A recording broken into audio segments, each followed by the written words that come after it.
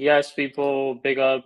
Welcome back to episode 14 of the Mud Brothers Show. Back with another one. We're a little low on staff today, on guests today, but we're still gonna do the show. We do got men like M. De Niro in the building, men like Curry P in the building. So we got Spurs fan and a Chelsea fan. We will be discussing pretty much all our fixtures, and we'll kind of talk about all the other fixtures and stuff as well. But big up to everyone. Make sure we're all locked in. Like the video if you haven't already. Everybody else's links are in the description. M. De Niro's channel. Definitely check it out. He's dropped 2 videos and some fire videos, bro. So definitely check that out if you guys haven't already. And subscribe to M. De Niro's channel, man. Link is in the description. I see everybody in the chat already. Big up because we support the Palace, the Palace, the Palace. The Palace, fantastic. We like it. I like it. I like it. AJ already knows. He says, please like the stream if you haven't already. You guys already know. Sheik, I hope you set aside 45 minutes for Enzo slander and Manu slander. Hey, man, I'll let Curry P do whatever he wants to say today. He'll get the platform. He already knows, man. I'll give him all the minutes he wants because it's only 3 of us. So we will have enough time to talk about all that type of stuff, right?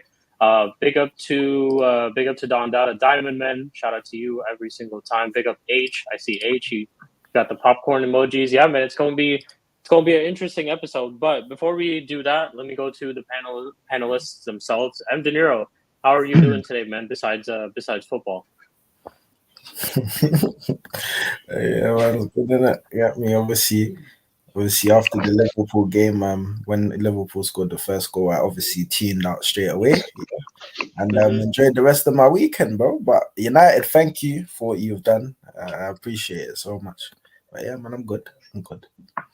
It's insane what United have done. But anyway, CP, we'll go to you, man. How are you doing today, bro? Man, it's a great day, man. Great day, man. You know what I'm saying? That's almost that things are happening. Things could happen. That's almost. I believe it, man. Big up to Garnacho, man. Big up to Garnacho once again. Fair enough. Eli, big up to you, bro. Hope you're doing well. I'm not sure if you don't know, but Spoobs is not going to be joining us today. It's just going to be the 4 of us. But anyways, big up to you. How are you doing today, my friend? How was your weekend? Hope everything is good. Yeah, so apologies for the lateness. Had to run a few errands. Got back a little late. No worries, man. No worries. Yeah, but it's been a good weekend. Got a dub. Got to see some deaths. Some yeah. Got to see a lot of good stuff happen. But just another weekend, just another weekday. Enjoying my time off. Yeah, man. Ready to get the show on the road, man. Yeah, man. I hear you. Scooby didn't duck, to be honest. I'm not gonna say Scooby ducked because he did message me and he just said that he's got some stuff that he's got to take care of. Also, it's not really his fault. United played late. Normally we do it at 8 p.m., but since they played today, we just moved it right after the show because this will also basically kind of be like a match reaction to this game. This absolutely fucking embarrassing ass display that we just saw right now a couple of minutes ago. Also, I do want to say big up to Flawless because he did raid the stream. So shout out to Flawless every single time. I was on his watch along right before this. Make sure you guys obviously are subscribed to him as well and show him some love on all the other channels too, man. Playback, all that type of stuff. I'm pretty sure there's a lot more content that we got going on later today. But with that being said, because this might be a match reaction, we will start off with my team first so that I can just, get my cooking out of this way. I will take the shot, and I think it's pretty obvious that why I will take the shot because my team, literally, if you can tell right here, just lost 4-0 to Crystal Palace. What did I tell you guys on Mud Brothers last week? What did I predict? I predicted a 3-0, but I said we were going to get thrashed because I said it's about time that this type of display is coming for us, basically, and that's exactly what happened today. Absolute capitulation. Casemiro, I think that was the worst game I've ever seen of Casemiro in a United shirt. Like it was crazy the amount of times that he was just getting spun around by Eze, Olise, just their forward line, crazy. Or Wan-Bissaka looked like he was playing for Palace today. Like seriously, he was playing for them. You couldn't tell which shirt he had on, to be honest. But absolutely terrible performance, man. And I'm glad that watch along was over. You guys can go watch it. I looked like I was dead, like physically and mentally. Like I'm over and past this shit. I just want this season to end. FA Cup final, what I would say to this team is, hey, at least show some pride. Don't get packed in an FA Cup final. Don't lose like 4 or 5-0. At least if you want to lose like a 1-0 and have some fucking grace. But to any United fans who think we're going to win that game, hey, just keep hoping. Keep drinking that Kool-Aid, man, because that's not happening. We couldn't score against Burnley at home. And you guys think we're going to try to do something against City at Wembley. And City, who's just, starting to at least pick up form a little bit. At least some of their players who haven't been playing well are starting to score goals. So, yeah, man, this is all I could really say about us. I want this season to be over. Ineos, you have a lot to do. I hear Bayern Munich are looking for Ten Hag on their list. Hey, bro, take it. I will drive Ten Hag. I will fly to Manchester right now. Drive Ten Hag myself to the airport so that you guys can take him, man. Take him. Take Ten Hag. Because, yeah, I'm sick and tired of this shit. I still can't believe that fans still back this and want to blame or other things and other factors to how our has gone so far up until this stage. But it's crazy, man. That's all really I have to say about this game. All my match reactions, like I told Flawless too, you guys can take. It's the same reaction every single time. Just sick and tired of watching this team. Going forward, we are probably one of the worst sides I've ever seen in my life. Like, we string 3 or 4 passes together, and I get excited because I think you couldn't string 3 passes together. Even when we do, I get excited because I'm like, oh, this is great. I'm not used to my team stringing 3 or 4 passes together, so I get excited. But right after that, some player, it could be a Garnacho. Today's case, it was Mount a lot. Mason Mount just loses the ball, like overhits a pass, can't control it right, doesn't have his touch right. Just that again and again and again. Hoyland, since he's been back from injury, has not even looked like the player that he was pre-injury at all. Like, just complete, absolute like shadow of that player. It's absolutely insane how he's dropped off. It's crazy. Maino, shocking today too. He had one of his worst performances that I've seen since he's been brought into the first 11 today as well. Like, he was being cut out a lot, quite a lot at times. Wasn't really that press resistant today. They were running the ball off of him a couple of times. There was also that one back pass that he messed up to Onana, which could have led to a goal. And yeah, man, I'm gonna say it how it is. Like, he's not been playing well.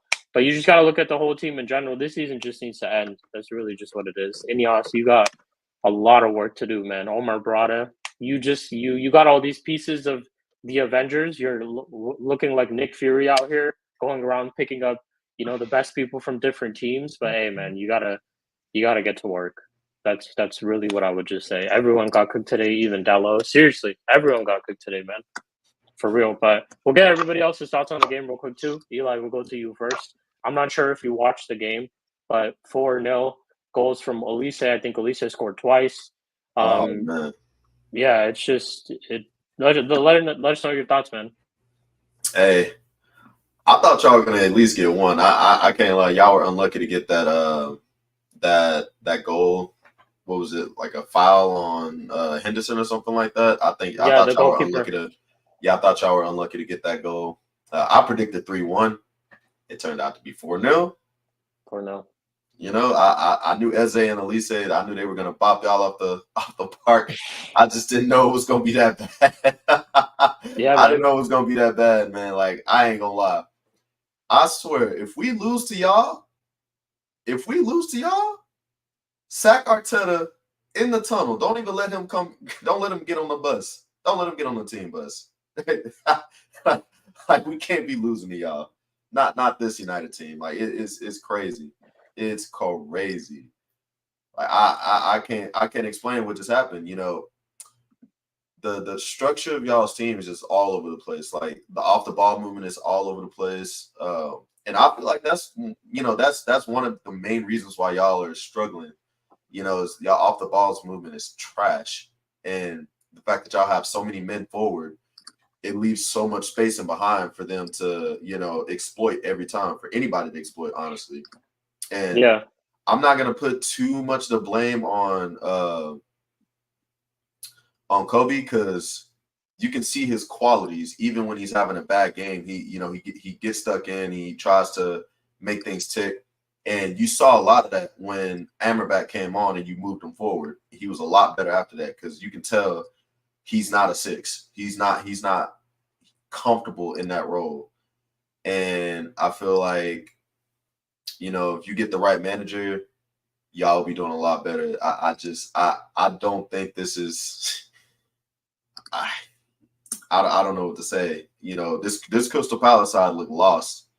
They look lost. They look devoid of ideas, before they ended up getting rid of Roy Hodgson. But now you got this guy Oliver Glasner coming in, and this dude just got them bopping. He's got them playing better football than half the teams in the league right now. And it's crazy that Bournemouth, Wolves, even Burnley, they're all playing better football than United. It's crazy to see, and the evidence is out there on the pitch.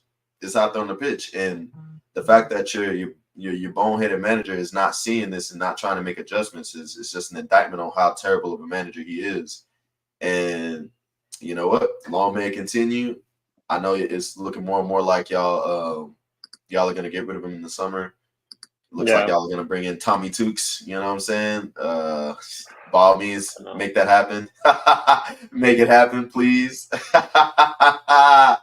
Hey, make it happen, please. Please, one bad manager to another. Maybe, he'll have y'all bopping in cups, but y'all are going to get smoked in the league. So, yeah, it is what it is. Shout out to Elise. That boy was balling today. Like, he was on another level. Yeah. Eze. My Chelsea graduate. Hey, I keep telling y'all about Eze. Did y'all see that ball progression today? He was gliding past everybody in that midfield. Yeah. He was just gliding. Like, he didn't have the best, he didn't look the best in front of goal, but as far as his ball carrying, his movement off the ball and his passing range and all that, bro, he magnificent. Him and Elise. Like that back heel to Eze that he missed. Jesus, Elise, and then Mateta cooking Evans. Oh, Mateta, yo, Mateta, comeback player of the season. He scored like 9 goals in 11 games, and he's looked fantastic doing it. I gotta say, he's probably been the most informed striker in the league right now. Like, it's crazy, but that's pretty much all I got. Shout out to Palace for playing magnificent ball. Like, I enjoyed every second of watching them on the ball. United. I don't know what to say about y'all, man. Y'all, disgraceful performance from them. Disgraceful. Can't be getting bopped 4-0 by Palace. Hey, just another record broken by Ten Hag, by the way. Y'all haven't lost by more than by 4 or more goals to them since 1976. That's just. I don't even think we've ever had Palace do the double over us too. I think that's another record. That might be another record. And if Ineos keep this guy, which I hope they do, oh man. That's what I'm saying, man. That's all I got. Hey, that's what I'm saying, man. Chad, this is enough proof for you, man. Rival fans out here just clowning us, man. De Niro, we go to you, man. Your thoughts on the game? I don't know if you've watched it yourself, but yeah, you lot stink, so I didn't even bother. Too tough to watch you, but that's really just what it is.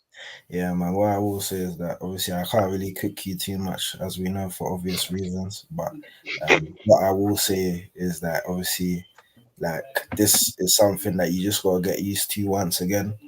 I've been telling United fans this, and you're not getting the message. You need to get used to this, bro, because the mess that you have is a bigger mess than what you think it is, isn't it? So everybody was talking about Chelsea's mess and Chelsea this and all that, and now look at the table, mate. They could even finish on top of you. So you just got to take a look at yourselves of all the stuff you were screaming this whole season, United fans. All of you silly guys that were I even saw some United fans even putting out some Mason Mount prop for him to be at the Euros, which is very interesting. So that's crazy. Yeah, man, it's wild, man. I'm not gonna lie to you, and I can even, if you don't believe me, I can definitely show you the videos. Oh, trust me. And it's even a bait place that they were talking about it. But like I said, United fans, you just gotta get used to this, man. Like, your team, it's so sad to say that. How can your team be so bad everybody hates on Bruno Fernandes, but it's looking like without Bruno, your team is finished. Like without Bruno, who knows where you would be in the table? And that's a crazy thing to say, you know. That is such a crazy thing to say. So yeah, man, listen, like once again, I'll keep it short and sharp because, like I said, for obvious reasons, I can't really cook as much as I would like to today. So yeah, man, bro, United, just take a look at yourselves. Letting Palace do the double over you, that is crazy. Once again, Ten Hag, obviously Ten Hag in always. You get me? I want Ten Hag to Gareth stay in because I feel like this is just the United that everybody wants to see. We're used to this United now. And yeah, man, like I said, you ain't got no style of play. Your players seem like they don't care anymore. Casemiro, you get me? Like, as much as people are saying he's dried up, I don't think he's dried up. I just don't think he cares anymore. I just think that obviously what I need you to do though is I need you this weekend to just wake up a bit, you know, just a little piece, wake up a bit. When scumbags come to your crib, just even try get me a little draw, just one little draw, and I'll have it. And then you can bring in Tommy Tuchel for next season, and then we start again from the beginning. You get me? But yeah, man, United, man. Listen, once again, I'll repeat for obvious reasons. That's why I'm not cooking to the full extent. But like I said, hold that. Sheik, you can hold that as well. Long may those streams of you looking all sad on the stream continue. And yeah, man. That's me for the United seg still. Hey, one more thing before you go, Curry P. One more thing. Hey, all you people who think Bellingham is better than Eze, your proof is out there on the pitch today. That boy is not like he is not. I don't think he's good enough to lace Eze's boots. By the way, fair enough. TP. I know you've been waiting for this. You were like basically screaming this. Anyone who follows his chat, like Spoobs. I'm waiting for you, Spoobs. Like Spoobs, we're gonna bring this up. Spoobs, I can't wait for Mud Bros. Spoobs is not even here though. That's the craziest thing. But he's probably watching. I know. Spoobs dodged the bullet. He dodged the bullet. No, it's okay. It's okay. Hey, Spoobs, I hope you can see this. Spoobs, your boy died again. I'm here. I'm here in place of I'm in place of Spoobs, so you can me. Or if you want to talk directly to Spoobs, because at the same time, I'll talk directly to him. No, I'll talk directly to him. Yeah, that's okay. Okay. But yeah, go ahead. Flow through it. Hey, you fraud. Hey, you fraud. Hey, you fraud. You Spooby fraud, huh? So we were talking about Enzo for this shit, and what did I say? When you have a shit fucking manager, your baller is gonna turn to dog shit. He's gonna turn from fucking wine to water. And what does he fucking do? He turns into that. He's been dog shit since for the past month and a half. Well, how's that going there, bud, huh? And then you guys talk about, oh my god, you're dissing your legend Mason Mount. You know what you guys fucking do to football legends? You fucking bury them to the ground. Schweinsteiger, Alexis Sanchez, and now fucking Casemiro. This is what you fuckers do. And you're talking about Mason Mount. Talking about my legend. Oh my god, you're gonna be talking back to your legend. Shut the fuck up. You fucking bury legends. You bury football legends, not just club legends. You bury fucking football legends. What did you do to Schweinsteiger? What did you do to Alexis Sanchez? What did you do to Casemiro 5-time winner of the Champions League? You fucking fraud. Huh? He got down, buried Louis Van Gaal in the fucking ground to his managerial career. You did that to Jose Mourinho. This is what your fucking club does. Don't forget about Pogba. Oh, yeah. Oh, thank you. World Cup winning Juventus with Pirlo and Vidal. Prime Pogba, huh? Winning 3 fucking Scudettos in a row, and this is what you do to that man, too. Huh? How's Varane doing, huh? How's Varane doing now? Right? First year, he was good. After that, just like Casemiro, bum. Di Maria. Thank you. Oh, Eli, thank you, brother. Thank you with these assists, man. It's like your Eze to my Elise. I love him, man. Yeah, Di Maria, another fucking football legend, not club legend, football legend. You fucking buried to the ground with your bum ass club. Don't you ever dare compare with all this chess talking all season about, at least we're not Chelsea. Hey, we gotta scroll down the table. Or are you guys even on the first fucking page? Yeah, we're on the first fucking page now, boys. We're fucking above you, little bumps. Negative goal difference of -1. How's that going? We're -3 now. We're -3 now. Oh, sorry. I apologize. That's so you guys. No, sorry. Yeah, you're 3 feet under the fucking ground. That's what the -3 is for. You fucking club is. Goddamn hell. And now you're going, oh, well, we got the Avengers. Yeah, you know what fucking Avengers you got? You didn't get Iron Man Avengers. You got the fucking Ant-Man bum ass fucking Captain America that isn't even actual Captain America. That's what the fucking Avengers you form because you guys are going super Tommy Tuchel. You know what he's gonna do? He's gonna make your defense decent, but your fucking attack is gonna be ass. So enjoy that with no fucking structure for your attack with Hoyland and Garnacho and Anthony and Rashford and Bruno Fernandes. So fucking enjoy that no structure because that's what he says. He says, hey, I'll take you to the final third, but then it's up to the players. So enjoy that. Hey, up to the players. Hey, let's see Rasmus Holland. Hey, let's see how that goes. Hey, let's the English Mbappe is gonna create. Hey, he's Mr. Brainpower right there, Mr. Donating to the kids. Hey, you go fidget spinner Anthony. Hey, yeah, that's the Avengers you guys are talking about, right, guys? We got Barada, we got Ineos. These smart people are gonna get the right guy. Yeah, they're gonna get fucking our second half plays bomb, just like what you did with Mourinho. It's like you guys are getting our scraps now. That's what you guys do. You guys get our scraps, just like Arsenal get our scrappy players. So I guess you guys are getting our scrappy managers, right? Is that the play you guys are doing, right? We win something with them. You think you're gonna do something, and you do jack shit. This is a Man United way, eh? This is a new Man United way, right? With this new ownership of, we got 25% of this new guy. Oh my God, Sir John Rodcliffe. Oh my God, we got all these guys. Yeah, fucking enjoy that.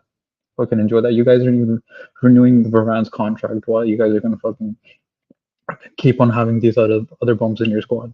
How's that going? Huh? At least have some experienced player that's one shit in your backline. Now we're gonna keep 39-year-old Johnny Evans, who's been playing well, but he's fucking 39 years old, and we're not gonna renew Rafael Varane. Yeah, that's the play we're gonna do, boys. Hey, and don't forget, we got Amrabat. We got Moroccan Amrabat. Remember how he locked France down? Yeah, he made one fucking tackle on Kylian Mbappe, and everyone was fucking jizzing their pants about that. Apparently, hey, Man United, you guys are praying for him. Okay, no pause, because that's what you guys were doing. Anyways, yeah. So how's Messi's bodyguard doing / Andrew Tate? Oh, Pat, if you're a United fan, just pray. That's all I wanted to say. He's an Arsenal fan. He's an Arsenal fan. Oh, thank you. Sorry, Eli. He said, "Oh, thank you." Hey Arsenal, how are we doing? Hey, we're gonna have the same excuse as Liverpool? You guys didn't have to face the juggernaut that we did. That's what I was hearing in the fan call-in shows too. You guys didn't have to face the same juggernaut. We had to face. Mourinho had to do a double on. We did a double on fucking the Invincibles and Sir Alex Ferguson winning 5 Champions League in a row, and he had a time with the treble. Okay, and we got 2. We broke a record for conceding the least. We had 93 points in the season and lost 1 game. We could have broken your invisible record with the best defense at the time. So hold that, you're fraud of a club. Okay, you still got our. How's Super Kai Havertz doing? Because apparently Bournemouth Nicholas Jackson has more GNA than your fucking superstar Kai Havertz doing. So shut the fuck up, pipe down, win something, win anything, reach a final. We reach more finals than you guys this season. Reach a final, anything, even last season, anything. Anyways, guys, much love to you, Eli. Nothing against you. Hey man, it's nothing against you as well. Anyways, I love this new Avengers, man. I hope that Black Widow does well. I hope Ant-Man is doing great. You know what I'm saying? Big up to She-Hulk, coming through She-Hulk. You know what I'm saying? Man? Look at these Avengers, man. Big up to the Avengers because they chose Super Tommy Tuchel. So great game once again. My baller Elise from the Chelsea Academy. Dunking on your head tops. So I love it, man. Keep going. Keep thriving. I love it. Fair enough. So and that's directly to Scooby and Cheek. I kind of feel sorry for you, but this was all directly to Scooby, so you can hold that, you fraud. Hey, it is what it is, man. Hey, it is what it is, man. I predicted a 3-0 loss last week, so I mean I knew this was coming. But hey, I'm glad you were able to. I wish Boots was here. He could defend himself as well, and this episode would have probably been another 3 to 4 hours, to be honest. But Cheek, it's similar to your backline. There's no defense, so it's similar to your backline, so we're fine. It's continuity, man. Facts. That's true. But CP, we will stay right here because we will go to the Chelsea segment, and obviously, we'll let you get your ish off because Chelsea won 5-0 against West Ham. Surprising results. I didn't think 5-0 was. Actually, you forgot the 2-0 in the same week against Tottenham Hotspur, so we only had 3 days rest. You know what I'm saying? And we did our job against the mighty Spurs. I love how Mr. Potts, Mr. Postecoglou, I'm playing this big edge, on the side, cracking my, with the kangaroos and shit. We don't need to defend set pieces. You know what I'm saying? No defending those set pieces, conceding 2 set piece goals. Let's go. I love it, man. I love it. I'm thriving.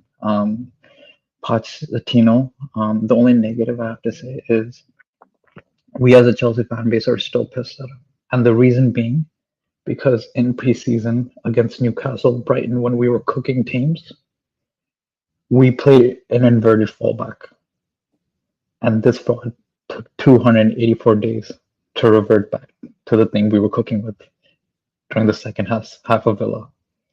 And ever since then, because what it does is it's not even an Enzo thing. It's so even if it was Enzo and Caicedo, or during preseason it would be Andre Santos and Cassidy, it would provide a 3 in midfield, right? Because we've been open like the Red Sea, like your midfield has been, right, with the 2. But then the 3 creates compactness and also allows for, at least Caicedo has been going a little bit more forward and allowing to put in those great balls. And he got 2 assists the past 2 games basically. And putting some great balls and long balls through and everything like that. So he's getting more involved in great tackles. And so on and so forth. So I think that's helped a lot with balancing our attack, because Cucurella is like full of remontada with this whole thing, man. He's made great tackles, intercepting. I think he should have won man of the match 2 games in a row. So he won that man of the match against Villa. I think he should have got it against Spurs, to be honest, as well. I want to give a shout out to Gilchrist for locking up Hyunmin Son. I guess Son couldn't pass the Gilchrist test. I don't know if that was a test until now, but big up to that. And yeah, let's see if this continues. Hopefully, I think the front 4, Modric still isn't performing as well as he should, but Jackson's continuing to do his thing. Palmer wasn't his best performance, still gets a goal. And Gallagher's doing well, so, and Matawick is really starting to get a stretch of games. So I'm happy with what we have, especially with, as Dan was saying, like we have 14 injuries. Nkunku got a showing for about 8 minutes, and Gusto and Disasi did too. So we got some people coming back, and I'm still Poch out because it's a little too late. Like if he pulled the shit in March, and we had a stretch, because we have a very slight chance, but we have a chance of even going 5th. Because if Spurs lose 2 games, lose 2 games, and then we have a chance. And one of those games is Man City, because we're only 6 points behind them. So if we say they lose to Man City, then if they draw to Burnley, we have a genuine shot. Do you think they lose to Man City, though? Do you think they lose to Man City? Yes. The only reason I'm saying is because if you're gonna have individual mistakes like Emerson and so forth, then Pedro Porro's not doing well. Like everyone's on lower confidence than they were when they had to place in November or December. Like it was during that time when they played Man City, because it was right after we injured, like Van der Ven and Romero got the red card. I think that's what it is. It's also low confidence, right? So I think that's why it also plays a part. And this time it's Man City's time to fully go at it, which they are used to doing as always. So I think they can. It's just if they draw to Burnley, then we have a genuine shot of 5th. But I think our biggest if you get 5th, that's Europa League, and what that would mean, Poch stays. Yeah, I know, but we'll see. There are reports. Some Fabrizio says no, but DeMarco is saying that we already made a bid for Osimhen, and we're looking at Tosins from Fulham and some other people already. So we're already scouting those things out. So we'll see how that goes. But I think our biggest test would, I know this sounds weird, but would be Nottingham, because they're fighting against relegation. So if we beat them, then it's Brighton, who we've already beaten 3 times this season in cups, 4th if we're counting preseason. So we've had their number. So if we beat Nottingham Forest, then we have a genuine chance about beating Okay, fair enough. But if that is, sorry. So yeah, if we do beat Nottingham Forest, then we have a chance at getting 5th. Fair enough. So we'll see how it goes. Thoughts on the West Ham game itself? Obviously, 5-0. Jackson scoring Well, he scored twice, Twice. right? Yeah. Yeah, And he and got got an an assist. assist as well. Yeah, Yeah, and yeah. got an assist as well. So Yeah, thoughts so on that, he's man? on. Yeah. Yeah, so he's on 13 goals and 5 assists, and he has missed some big chances, obviously. But I think he's getting better overall play game by game, even when he doesn't score, right? Which we can say for, let's say, even a lot of strikers in the league that doesn't happen, right? Even for like we're bantering Hoyland, but I know he's not getting much service, but he has to at times try to create something, right? Because I can say that with Jackson is he will get the ball and try to dribble or drive again at the defender and try something. So I'm happy with his progression. I do think he will benefit from having a better finishing striker, like an Osimhen, just to learn how to finish. Obviously, Jackson has better link-up play and everything, but just to give that, I think in a tandem of two, he might do really well. So we'll see how that does for next season. If we can get Nkunku healthy for a little bit next season, then that front line is going to be very interesting in terms of creativity, at least. Because we'll have Palmer and Nkunku at the 10, and then maybe Jackson on the left wing, and then whoever striker is. And then we have Lavia, and so we'll see how that does. It's only the left back where, anyways, I'm not going to be answering Scooby's question because if he listened early on this, Wait. Let's see. CP question. Memes aside, why does Gallagher and Caicedo seem to be working better? Hey, he asked a question, man. Okay. I think I kind of already addressed this in terms of it's we're doing the inverting thing. So it's providing an extra midfielder so it's compacting the midfield and allowing at least one of them to bomb forward without worrying about what's going to happen behind them. Pause. Like with Caicedo couldn't make those like runs or go do the same long balls as he did before without knowing now that he has a Cucurella beside him if Gallagher goes forward and he doesn't have to worry about covering so much more space. So I think that's really helped, I would say, because Scooby, this is actually how we played during preseason because we inverted then too. And he stopped doing that after Chilwell and Cucurella got injured on the first game against Liverpool and he went to a back four, but the left center back was Colwell, and then everything went from shit to there. So that's what we think it is for now, right?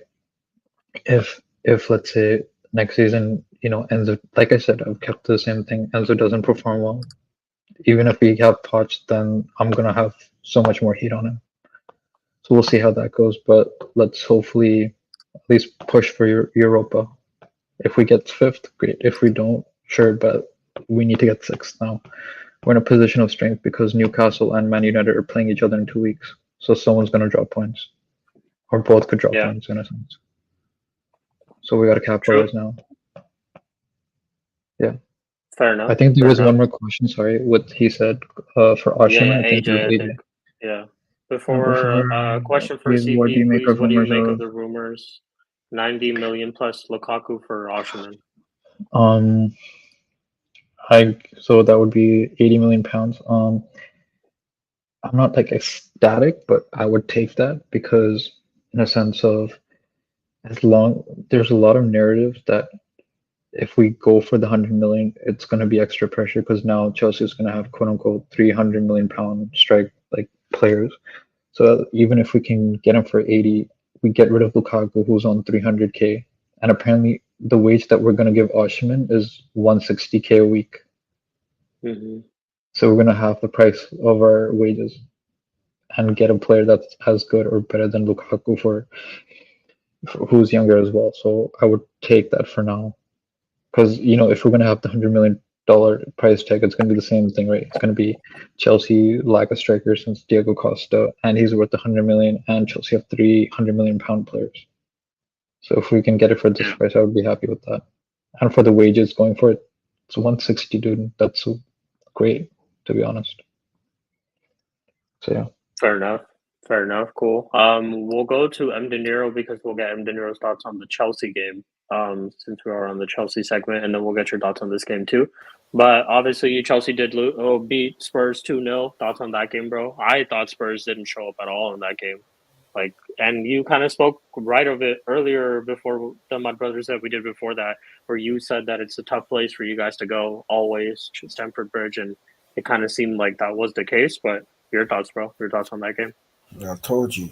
I said it before. I said it on Sarcasm City TV. I said, bro, this high line will get dragged left, right, and centre by Nicholas Jackson. This high line will get dragged left, right, and centre by Noni Madueke, even making Mudrik look like a star man, cutting in and shooting and having these type of shots. Like, bro, I just knew it was gonna happen. Both games I predicted. This game I predicted. Liverpool I predicted. I knew these type of results were gonna happen because at the end of the day, you cannot go to all of these type of clubs. You're playing into their hands.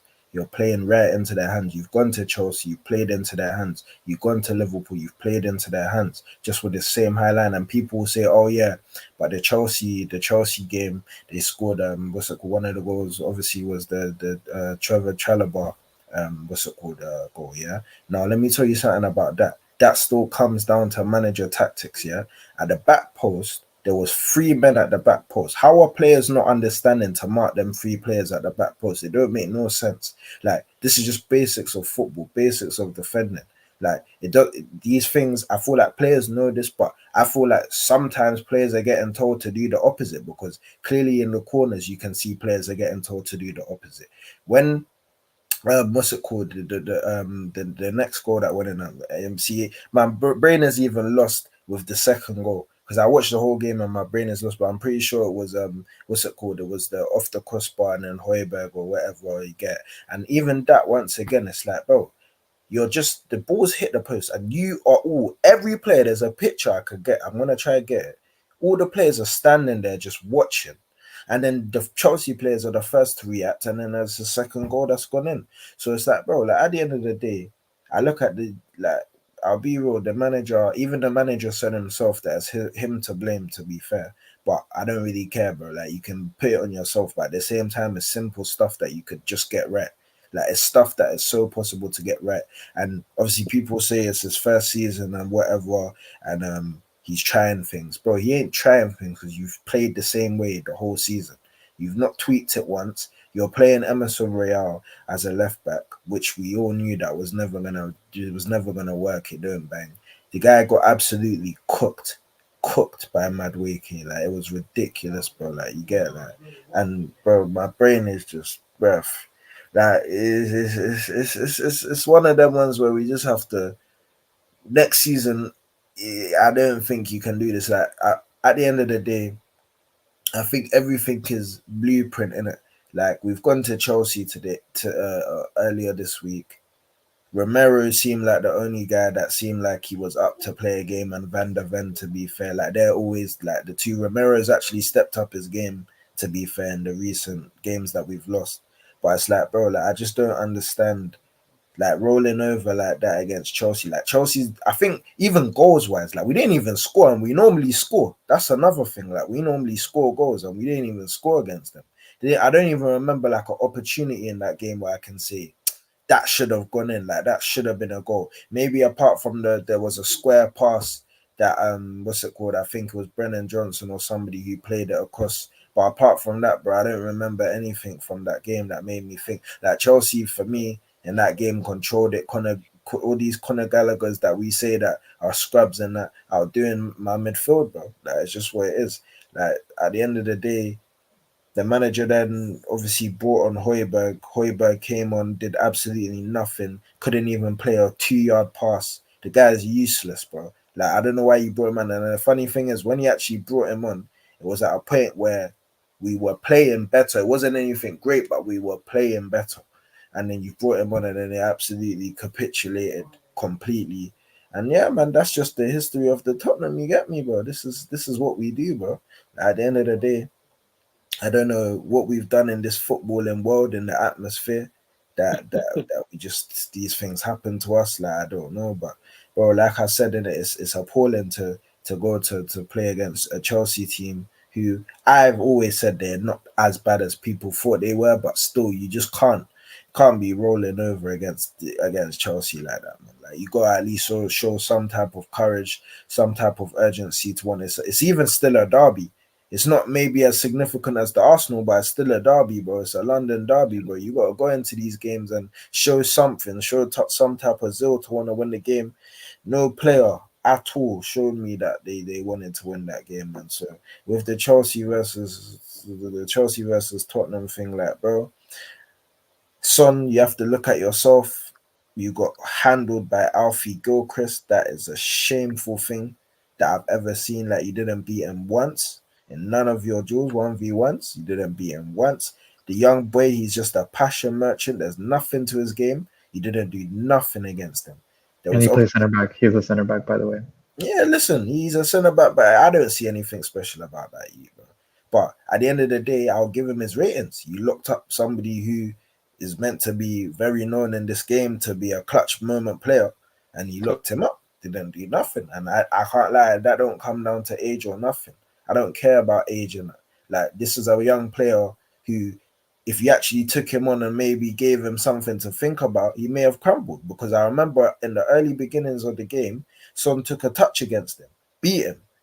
After that, bro, you get me? Like, you didn't do nothing, bro. Just didn't do nothing. But yeah, man, like I said, bro, you can see from man's face, and like, obviously it was a good beginning of the Mud Brothers, and that man was getting all my 3 points and all of that. But yeah, man, you get me? Reality is hit now. This is where it is for me still. Fair enough. We'll stay with you, and we'll go back to Chelsea versus West Ham. Any thoughts on that game for you? West Ham, Chelsea performance.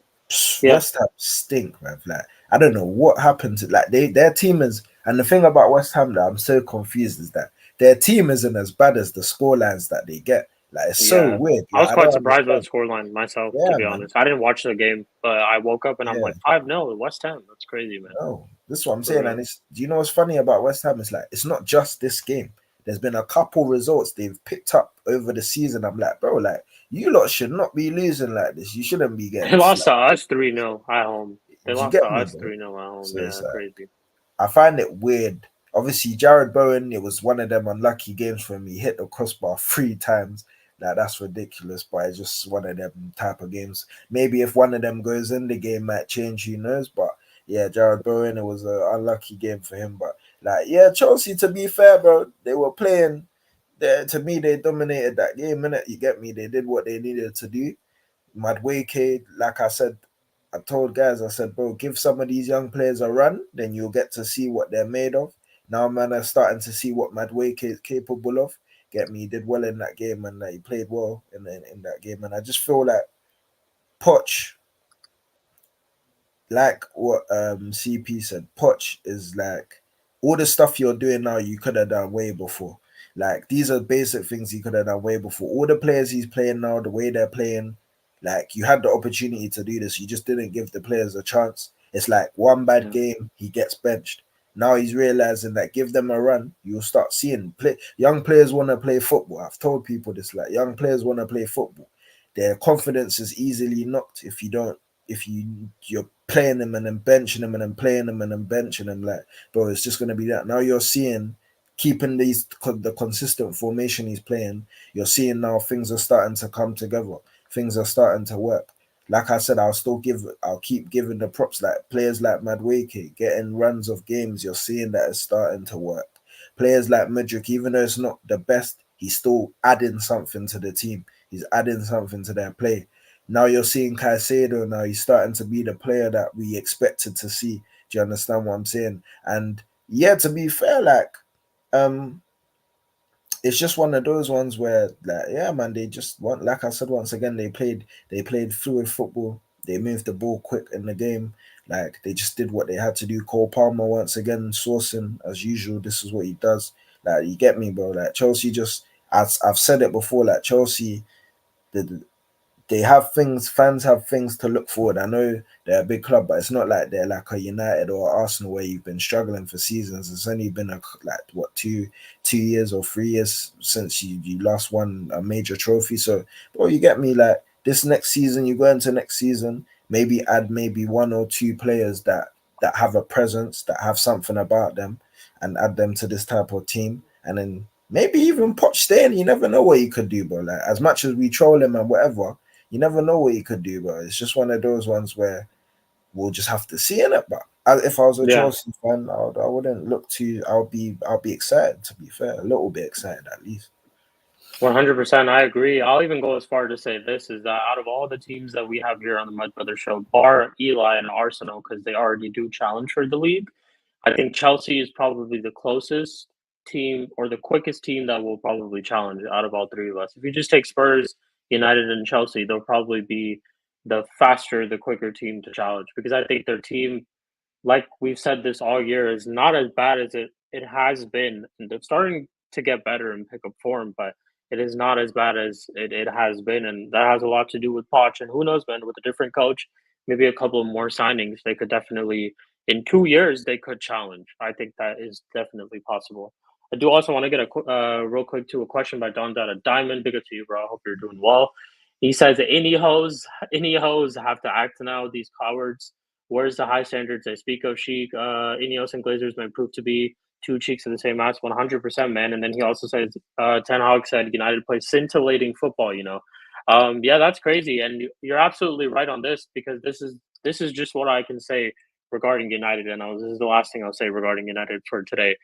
There's nothing else that we can say about these performances. We just have to come to a point where you have to accept what it is. I'm just looking straight at Ineos and I'm like, all right, man, you guys need to get to work because there's a lot of stuff that you guys need to fix. But I 100% agree. They could prove to be just a facade and not what they're talking about or what they claim to be. But I guess we will basically find out. Eli, we'll go to you. Thoughts on Chelsea, West Ham, and also thoughts on the Chelsea Spurs game too, if you were able to catch it. So, what I've been saying all year, Jackson, player. Take Gallagher out of that 10 role. He's not that good. Honestly, you put Cole Palmer there in the 10, you can play him in false 9. You can play Jackson out left or out wide, wherever, left wing, right wing. He can do a job there. And then play Palmer either in the cam role or as a false 9 and just watch things start to flourish, get people more involved. But yeah, I don't think Gallagher's that good. In all honesty, you put Enzo in that same position, I think they cook even more. Because I think Enzo's a player. I think he's a baller. I think that hernia just really messed up his season this year, which I feel like he should have got that done way earlier. Probably could have been back way earlier, but it is what it is. But they've been playing well ever since Gallagher dropped out of that 10 role, went back to playing in that double pivot where he's not as influential in the game. You know what I'm saying? He can use all that excess energy in the midfield, tracking like a dog. The dog that he is. You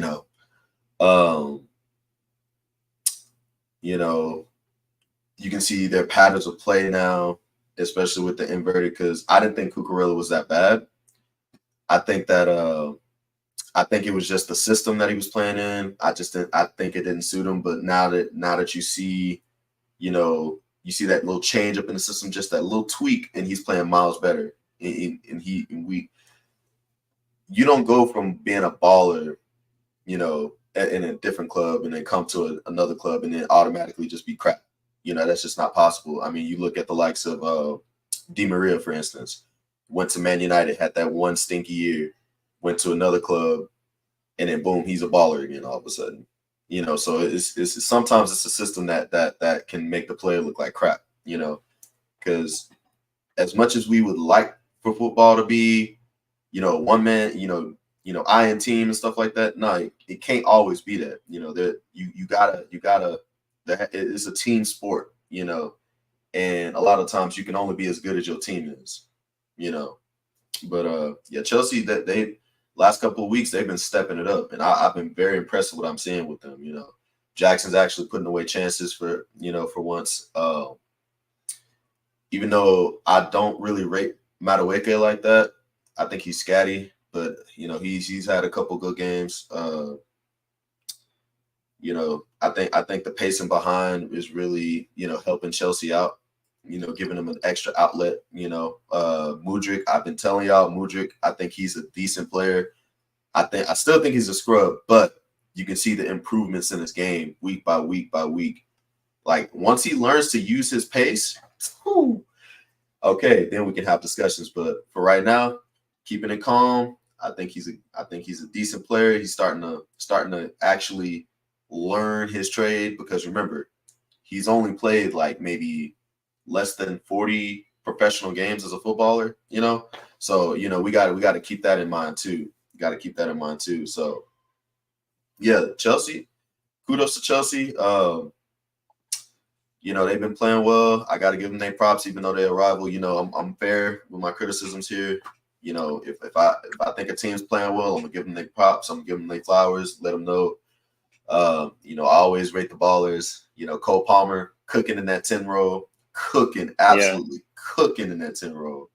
And what I like about what they're doing now, this little change up, I see Jackson drifting more, and I see Palmer going up more, and then I see them interchanging. I see Palmer going out wide sometimes, and I see him come deeper too, to receive the ball. And I think that's helping a lot with taking the pressure off of Chelsea, which Gallagher cannot do. He's not that good on the ball, So that's why I admire what that Poch finally figured out that Gallagher cannot play in the 10 role. He can't play up there. You have to play him deeper in midfield. But yeah, the fact that they turned their season around and we were laughing at them, we were like, hey, we can't see y'all past the cookies. Now they challenging for Europe, you know what I'm saying? So hey, kudos to them for finally getting it right. It only took like CP said, it only took like 284 days to Poch to realize that he made a mistake and went back. Now, only thing y'all need to do is stop having these heavy training sessions. Stop having this is how players get injured. Same thing that's happening over there at United. These mystery injuries. These mystery injuries. Your manager's running your team into the ground. I mean, that's never going to be a recipe for success. So, once y'all get that in order, Chelsea, I think it's going to be scary days, especially when y'all get an actual manager in there that can. Get this. I mean, just look at Crystal Palace. You get somebody like him in there with all these ballers at Chelsea. I don't want that to happen. I don't need y'all being good. I need y'all to stay down where y'all at. I need y'all to stay down there. So, hey, man. I don't like what I'm seeing from Chelsea, and I've been saying this since the start of Mud Brothers. Y'all y'all pick up a little bit of form. Y'all got good players. This is what y'all can do. And I've been saying this from the start. I've been saying it. And it's finally coming to fruition. Just a little tweaks here and there. Just a little tweaks here and there. And then y'all good. Y'all good to go. Because y'all have the players. And then y'all got players that haven't really played for y'all, like Nkunku and Lavia. Like when those players come back, like people are laughing now, but I'm apprehensive. I'm kind of, I'm enjoying where y'all are right now, but I know that here within the next year or two, y'all are going to be back up here challenging for titles and stuff. So I'm enjoy while I can, and hopefully y'all keep Poch for a long time, because y'all get an actual manager that knows his ball. We in trouble. That's all I got to say. Yeah, again, like I said it again, man. Chelsea definitely the closest team to challenging out of three of us at least. Spurs, United, and everyone. But M. De Niro, we will go to you because you did also lose on the weekend to Liverpool. 4-2 loss. Thoughts on that performance, bro? It means more FC. Oh my days, versus the High Line. Oh, bruv. Listen. That's what I'm saying, bro. I just don't understand that. It just doesn't even make no sense, bro. I just can't be us, bro. People keep saying, people try to tell me, I remember, in fact, let's even start from it. I remember at the beginning of the season, people were comparing Spurs, saying, if Spurs can do it with Spurs can keep in the top four with the injuries they have and blah, blah, blah, blah, blah, and all this chatting. And I was telling guys, I said, bro, stop comparing your teams to Spurs, bro. It's not the same thing. Now look at this, bro. At the end of the day, we'll probably still finish fifth, calm. But bro, you can't be in the top half of the table. When I say top half, I'm talking about first, bro. You can't be first for as long as we were first and not finish in the top 4. It just doesn't make sense to me, bro. Like, I don't care what new manager came in. I don't care if it was another manager or whatever other manager. I don't give a toss, bro. Like, bro, you cannot be first in the table at the point that we were first in and then finish outside of the top 4. No one tell me nothing. I want to hear nothing from no one, bro. Like, people can say new manager, whatever, bro. I don't care, bro. I do not care, bro. Everybody talks about style of play. What's the style of play doing for me now? Nothing, bro. And you lot are going to say, once again, like I said, and I'm going to keep repeating and referring to you lot because I know people are going to be like, oh, he's dragging it. Oh, he's chatting. He's just doing, no, bro. When my team was winning, I was gassed. I was doing 3 point. And you lot made me drink that Kool-Aid. It's you lot's fault, bro. Because this is ridiculous, bro. Like, man knows my team, and I fell into the lies of what rival fans be telling me, bro. I know my team, bro. This was due to happen, bro. How can you be first almost halfway through the season? Almost. We almost got there. And I said, look, the downfall, people need to remember, the downfall of Spurs was not when we got into Jan. It was not when we got into Feb. The downfall was when that game we played Chelsea, bro, and every single key player in that match left that game, bro. And I knew from that point, I said, you know, my team were going to be on the downwards from this point. But I said, you know what? Let me have some hope. At least the top 4 thing will be calm. Then we continue through the season.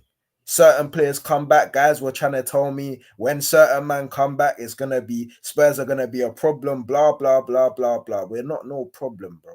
I've told you, lot, bro. We are equivalent. We should be regarded in the same regard as teams like West Ham, bro. We are not nowhere near none of these Chelseas. We are not nowhere near no United. We are not nowhere near no Liverpool, and we are not nowhere near no Arsenal or Man City, bro. We're not there, bro.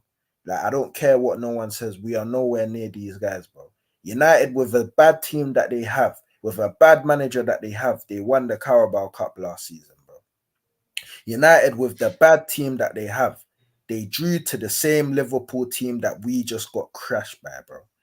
Like, this is something. They even beat the same Liverpool team that we got crashed by. Even Prime knows. Like, this is what I was even saying the other day, bro. Like, bro, we're not even European champions ourselves. So even me saying West Ham is even a bit of a drag, whether you like it or not. Bro, so at the end of the day, I look at this Liverpool game. This guy decided he wants to do this highline. I don't know what highline crack this guy smokes that he just decides that he wants to stay there and keep doing this. But, bro, it's naive, bro. Arteta, I'll use Arteta once again. Arteta last season, the reason why he did not win the league is because he decided to play the same way and didn't have a plan B or a plan C or any tweaks to his game. So now teams towards that end of the season when they were playing against Arsenal, they found them out. Now, because of that blueprint, teams are watching and thinking, we're going to play like this every game. They have found you out. So you need to find a plan B or a plan C to get out of these games. And I'm not seeing no plan B or plan C. And guys are saying that he needs more when he gets the players that he needs. You don't need players to have a plan B or plan C, bro. You just play with the players you have. Just like when the players got injured, we continue to play with the players we have. But the problem he has is that the players you have, you don't want to change how you can use them in the same system. Style of play can have tweaks, bro. Style of play can have tweaks. Inverted left back Ben Davis does not work. Inverted left back Emerson Royale does not work, bro. It just doesn't work. We need to play a flat back 4 because certain players are just traditional left backs and right backs, bro. And then Pedro Porro, once again, has been poor. The only players that I can actually give ratings, for me personally, is literally Van der Ven and Romero, bro.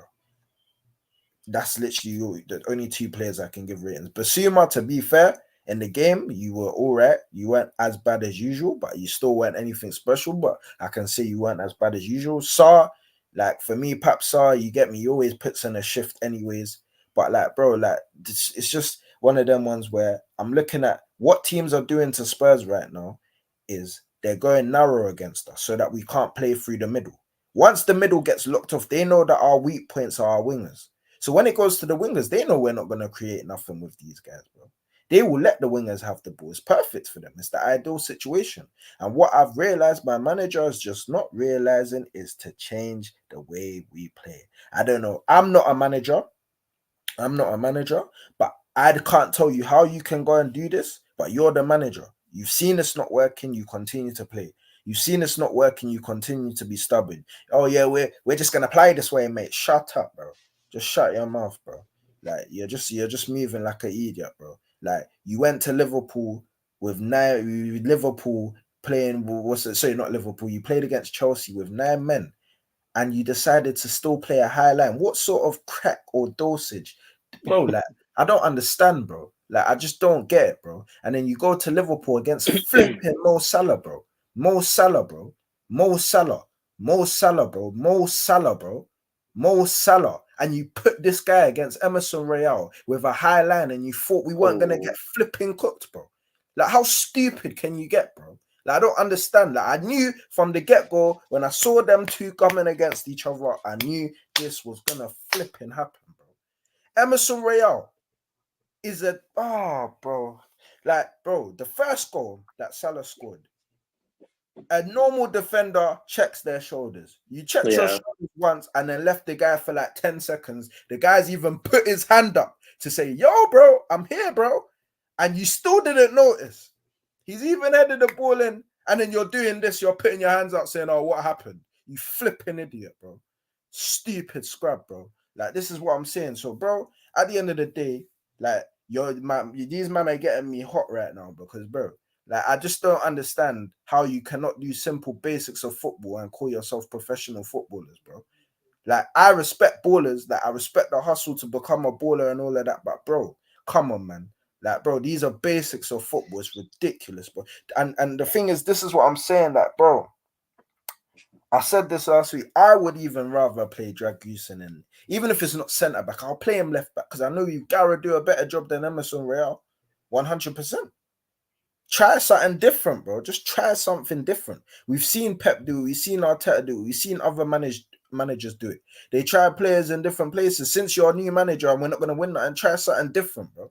Just try something different, because it's coming like you think this is not the Scottish Premier League, brother.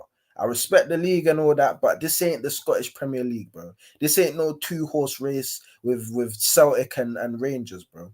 This is a league where, bro, there's bare teams. They prepare on the training ground. Not saying them man don't, but I know what I'm talking about. These lot will watch your game with all these technical analysis, whatever, and say, this is their weak point. Arsenal did it when they came. They knew Ben Davies was the weak point. Chelsea have come. They knew that Emerson Royale was the weak point. Liverpool have come. They knew that Emerson Royale was the weak point. That's all they've done. And then they've crowded out the middle, gone narrow, and then we can't get through because all we know how to do is play through the middle and our midfielders, and that's it. Once the midfielders get dunked on, then we can't do nothing in the game. So, bro, at the end of the day, look, man knew this was gonna happen. And at the end of the day, bro, this is a Spurs thing. Man's club is never gonna win a trophy. I've come to terms with that. And I've come to terms with, when I have my kids, by God's grace, they will not support Tottenham Hotspurs. They will be supporting a different club. And yeah, bro, like, this is just the reality of the situation, bro. Like, bro, I've been alive 23 years and no trophy. Like, literally a Carabao Cup flipping, but it wasn't even a Carabao Cup because it was a Carling Cup and they don't even flipping exist no more. Can't even win a conference flipping league, bro. Next season, bro. I want Tottenham, and you better treat the Carabao Cup like the Champions League, bruv. You better treat the Carabao Cup like the Champions League. Bro, I want to see, even if we play a team like Barrow or whatever team in the FA Cup and all these type of small clubs, I want to see the best starting 11 you have ever put out in your life. I don't care what club it is. See how when United went to wherever they went to, the team with the yellow, and they were drawing 2-2 and all of that. You see Newport, that? Yeah. You see them lot? If we ever play them, I want to see all the top starters, bro. I want to see the strongest lineup Spurs have ever put, bro. So that's Fair my enough. reality. But right now, I'm on loan.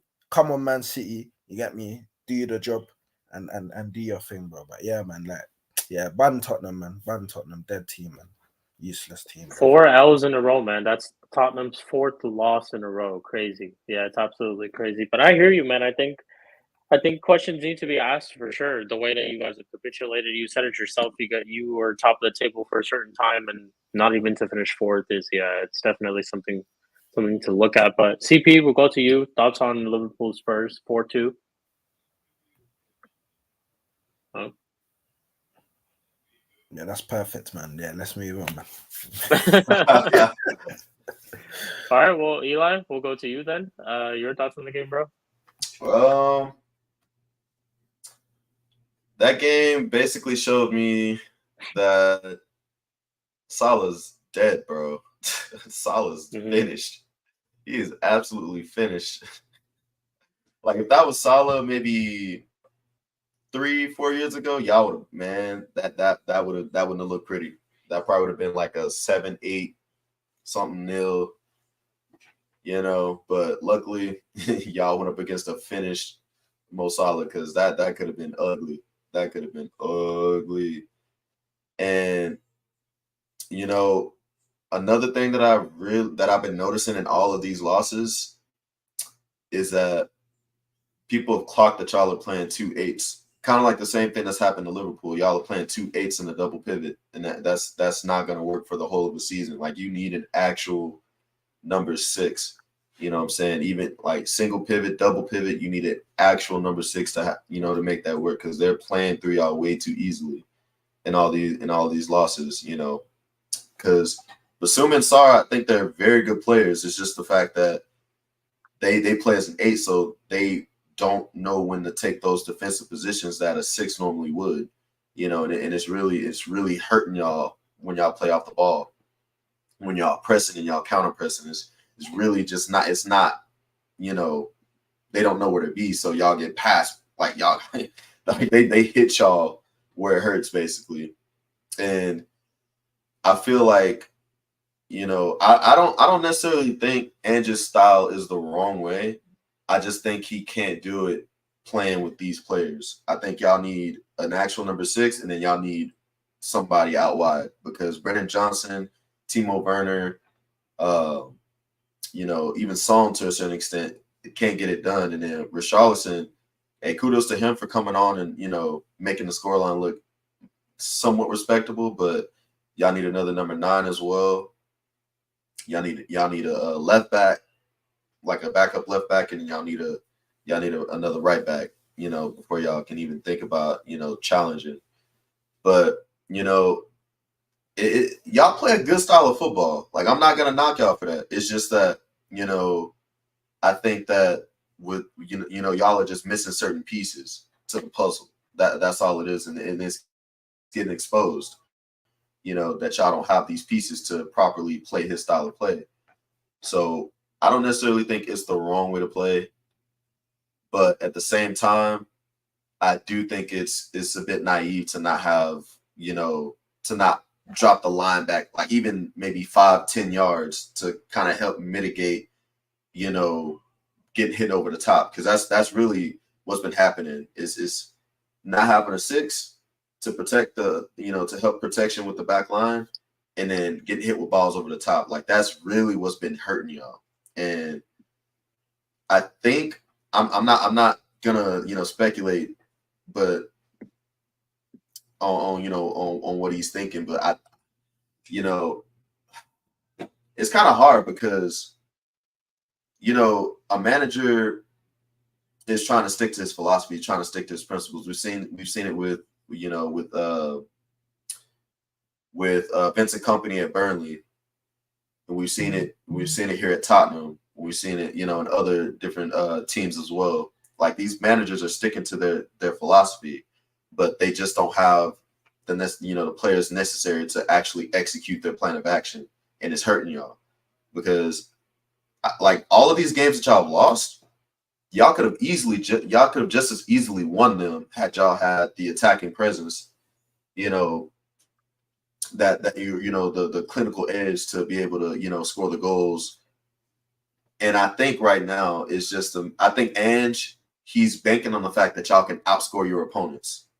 I think that I feel like that's what it is. I think he's trying to outscore your opponents, but y'all are just missing the target a lot of the times. And one other thing is that y'all are atrocious from set pieces. And I think that is one thing that I cannot forgive Ange for, is him not trying to change the way they defend set pieces, because at the end of the day, it's his job to address that. Even though the set piece coach is the one that's, you know, that's training him on that, I feel like if it's not working, then he should have got rid of him a long time ago, you know. But that's just me. But you know, I like Ange. I really do. I like the way that y'all play. I like the way that y'all counter press. I like all of that. It's just the fact that I think y'all, like, once y'all get a couple of these players in, kind of do a little rotation, I feel like y'all will probably do a lot better. But that's, you know, for next year and the year after, you know, once he gets a couple of transfer windows, get some players that actually fit the profile of what he wants to do. Because we've seen what happened when he was at Celtic. You know, he was bopping teams off the park, you know. Like, he could have beat Real Madrid, but they weren't clinical enough, unfortunately.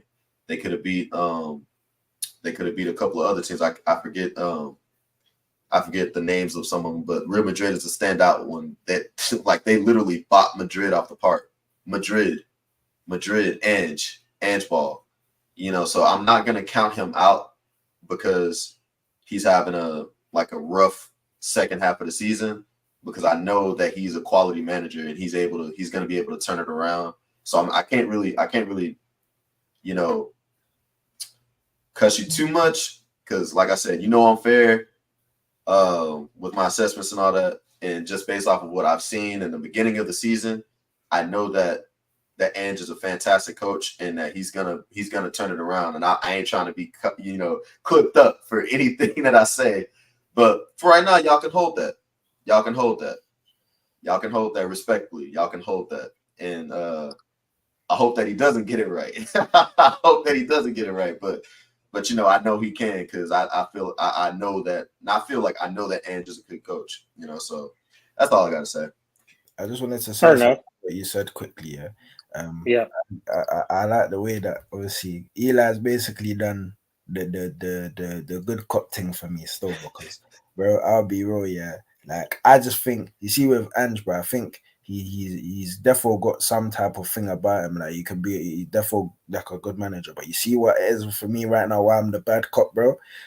Obviously, you don't know what, well, you know what it feels like a little bit, but you might be getting out of this point. But, bro, when you ain't won no trophies, bro, man does not give a toss, bro, about no style of play, none of that, bro. None of that. All of that for me goes out the window. I need to see see how Ten Hag won that trophy last season? Yeah? Now United fans can talk about style of play now. Because I understand now, it's like, bro, you got to push on from what you have just done. This guy is like, bro, if I see Ten Hag do something and you can't do it, which is why I'm saying, you know what? I'm even giving you benefit of the doubt. Next season, bro, bring me the Carabao Cup, bro. Just bring me the Carabao Cup. That's the minimum I'm asking for. Carabao Cup minimum, bro, because it's the quickest tournament, the earliest tournament to win a trophy. Get me that Carabao Cup and we won't have no problem. Secondly, if I see Conor Gallagher enter this club, if I see Timo Werner get signed on, I'm telling you, lot, from now, it's an Ange out thing straight away, bro. Just letting you know straight away. If he signs any, not even one, even if he signs one of them, I'll be raw, Scarra, Ange out thing. But for now, I'm Ange in, and I'm a happy man with the style of play. But next season, brother, bring me a trophy, bro. Bring me a flipping trophy, bro. Any trophy. Fair enough. There's a question for you. Out, man. Question for you, De Niro. Would you take Paulinho from Fulham? AJ asks. Yeah, I would take Paulinho from Fulham, because obviously, like, he's a good 6, can play ball as well. You get me? He can play ball still. But yeah, I'll take him still. Like, I don't. Do you see what it is with the 6 position? I actually don't feel like there's a lot of top sixes, like good sixes that are Out there, out there. yeah. You get me? Like I feel like there's decent sixes, but I don't feel like there's like top. But like if we're gonna talk like on this, yeah, you would become because obviously a lot of teams wanted them. I'm pretty sure Arsenal wanted them at one point as well. So you get me that why not, bro? We'll take him. Still, he's better than Højbjerg and Ollie Skip. So, True. bro, you get me, bro. Like I'll take him. And also there was another one that to Stefano that said you can tell Big Ange is shot. This is what I'm saying, bro. It's like the guys come here thinking this is the Scottish Premier League, bro. This ain't the same thing, bro. I don't know what other clubs you went to, but this ain't the same thing. And it's like, bro, yeah, you did your thing against what's it called, Real and all these teams, but brother Mudryk did his thing to you, bro. And look at him now, bro.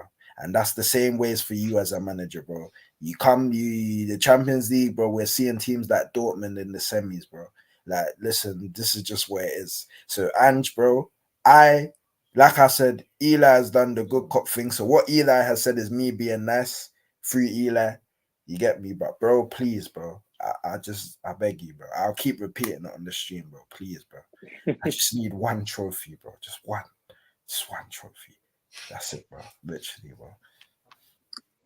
Fair enough. Eli, we'll go back to you because we will discuss your or M. De Niro's North London rivals, your team, Arsenal versus Bournemouth, getting the 3 points yet again, keeping this title race going.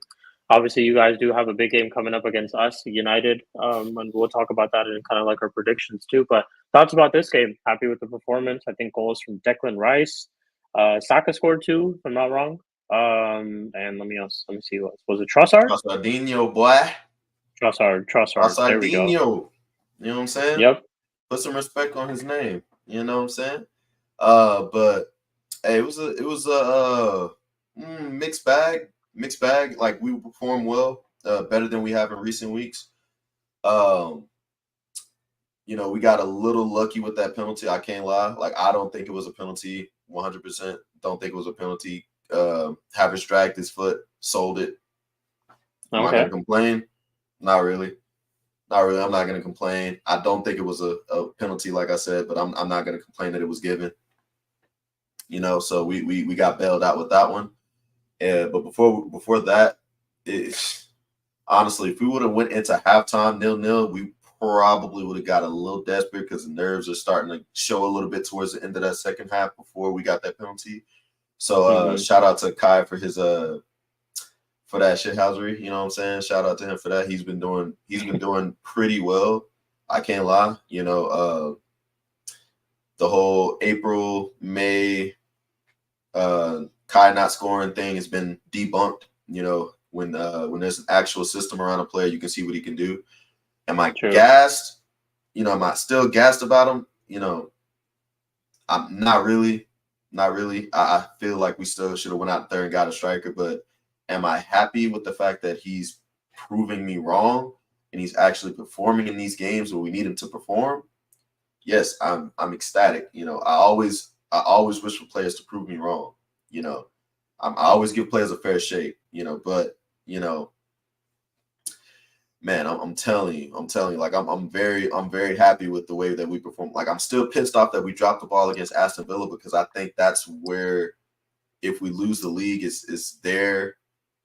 And the 6 points that we dropped against Fulham, and the 3 points that we lost against West Ham, and those are probably going to be what lose us the league. But we can only just keep pushing forward, keep winning every game, and just trying to do the best that we can to extend this race, because if we keep winning, you never know if City might slip up or not. Only thing we need City to do is draw, and we can win on goal difference. We just got to keep scoring, and just hope that City slip up. That's literally the only thing that we can do in regards to winning the league. Just keep beating what's in front of us and hope City slip up. But I'm ecstatic. I'm happy with the win. Trossard, my baller. Declan Rice. Played well. I still think there are better eights out there. I no longer think that he's a 6 after, being reminded of what a 6 is by Partey. You know what I'm saying? Somebody that can, just do things on the half turn and just bop the ball and pass through the lines like that. That's what a true 6 is to me. And Rice, although he can do a job there, I think he's better in a double pivot there. He can't play 6 by himself. I think his qualities aren't there. His qualities are in the 8 as a more combative 8. I don't even think he's that good ball progressing, but hey, he played a decent game the other day. Let's see, Ben White, obviously imperious. That's my guy. Saliba, fantastic. Gabriel had one bozo moment, but I ain't gonna lie, he's still been our best defender for 18 months. So I'm gonna let him off the hook with that one. See, Saka, once again, stinky performance, very stinky performance, but like I said, he somehow scumbagged a goal, scumbagged an assist, you know what I'm saying? But it is what it is. He's performing, and he's doing it in the business end of the season. He's not disappearing completely from games, but I just don't think Saka's been that great this year. It is what it is. Yeah, he's what is he on, like 16 goals now, 9 assists, something like that. Yeah, I think so. Yeah, like he's been scumming it. He's been scumming it this year, but hey, you know what? I'll take it. I'll take it for now. But yeah, he's got to perform better. Like he's truly got to perform better. If Arsenal end up with 0 trophies again, is it time to question Arteta? Because he has only 1 trophy in 5 years. Hey, listen, Stefano, man. I've been saying this for years, bro. I never wanted this guy in the first place. You shouldn't be doing your apprenticeship at Arsenal. Mm-hmm. You got to start in the lower leagues, or you got to start, at a smaller team. But I just don't think that, this guy, if he I swear down, if this guy loses, if we lose to Man United, or if we draw to these guys, sack him at the end of the game. Don't even sack him going down the tunnel.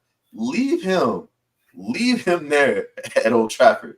Let him find his own way home, because we should not be losing to this team. That's all I'm gonna say on that. But yeah, but if he doesn't win anything, Stefano, get him on my club. I don't want him. Go give me Michel Sanchez, or go give me Simone Inzaghi, or Diego Simeone. Go give me somebody that's gonna actually win us something. You know what I'm saying? But for real. Or have us playing way better apprenticeship thing. That apprenticeship line is doing people. That's literally what he's doing. It's an apprenticeship at Arsenal. Like, how is this even possible?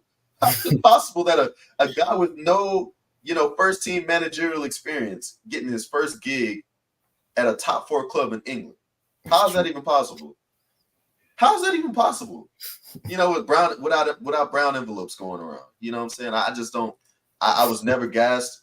I was pissed off because Ancelotti was available and we didn't even go for him. And then bro, there were so many managers available. Only thing you got to do is just throw the bag at them. And the messed up part about it is even if we bottle it this season, after bottling all these cups again for the 4th full year in a row with him, we bottled all these cups again, and we bottle the league again. They're still gonna keep him because we made top 4. They're still gonna keep him. So I've just resigned myself to this fate, and I'm just gonna keep hoping and praying that maybe one day we'll win a trophy. Maybe one day we'll do something, spectacular. But I'm just gonna take it one game at a time. Trossard, my guy. Havertz, kudos to you. Havertz. You've actually been playing well. I can't lie. I got to give you your props where it's due. I was cussing you when you first got into the club, and I wanted you to prove me wrong. You've been proving me wrong. Kudos to you, man.